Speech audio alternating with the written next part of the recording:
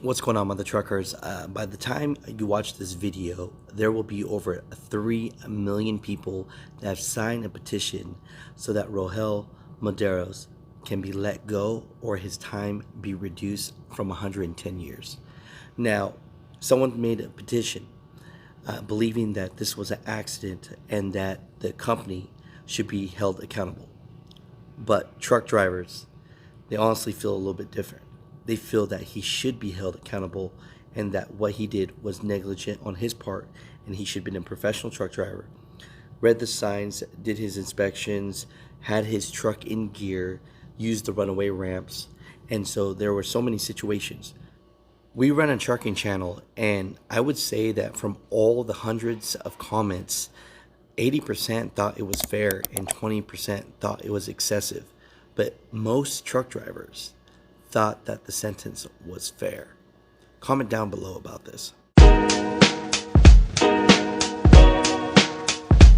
What's going on with the truckers? So I've been making these videos about this topic for the last couple of days.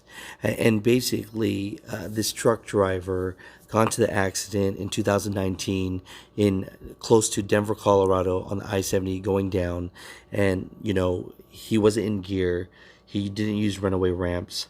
And basically, he got into a crazy crash that now 4 people have passed away.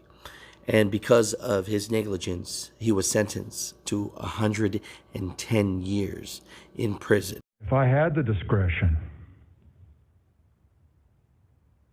it would not be my sentence. Now, people have been sending me this, and so I did want to talk about it.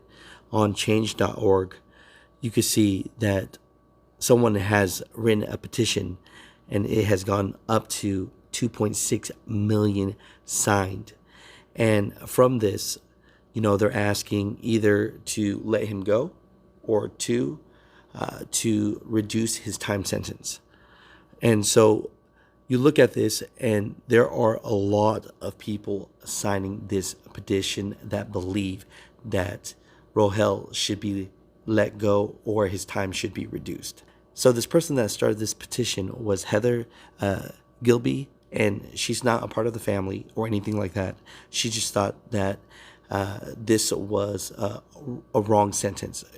She writes, "We all know of the crash that happened on I-70 in Denver, Colorado. Most of us have heard of the facts in the case.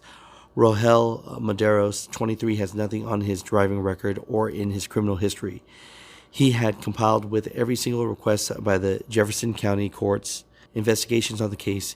He's passed all the tests, alcohol tests, and were given including chemical tests. This accident was not intentional, nor was it a criminal act on the driver's part. No one but the trucking company he is employed should be held accountable for this accident. No, we are not trying to make it seem any less of a tragic accident that it is, because yes, lives were lost. We're trying to hold the person who needs to be held responsible. The trucking company has several inspections since 2017 with several mechanical violations. There are many things Rohel could have done to avoid the courts, but he took responsibility, showed up, and severely apologized to the victims' families. Some of the families even offered forgiveness. Rohel is not a criminal. The company he was working for knew the federal laws that go into truck driving, but they failed to follow those laws."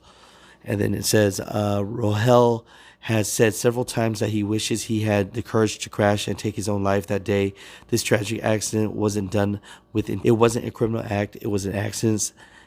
And since he has been sentenced, I have changed this to granting Rohel clemency or commutation as time served. So, looking at this, a lot of people have signed this, and, people are saying this isn't a criminal act. People are writing down, it's proven that he was not on any alcohol or any kind. Panic can be real. I'm a trucker myself, and I completely understand, especially with faulty equipment.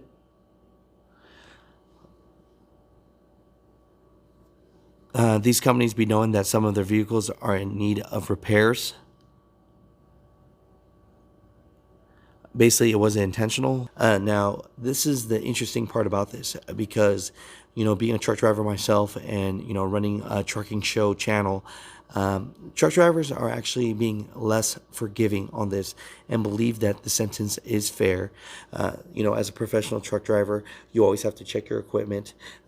We're not saying that he couldn't read the signs. Some media are saying that, but they're saying that he should have used the runaway ramps and knew that he should have used them. And if not, he should have known that he should have been in gear while going down the mountain. So it's interesting because there's a lot of people out there that aren't in the trucking industry that believe that this was an accident.